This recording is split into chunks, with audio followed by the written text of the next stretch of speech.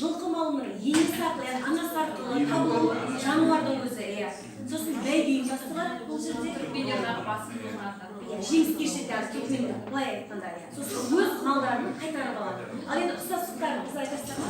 Екеуі де жылқы малына байланысты. Одан кейін екеуі де бәйге. Қарамағында басында болады, екеуі де. Түркмендерде бар, қазақтарда бар.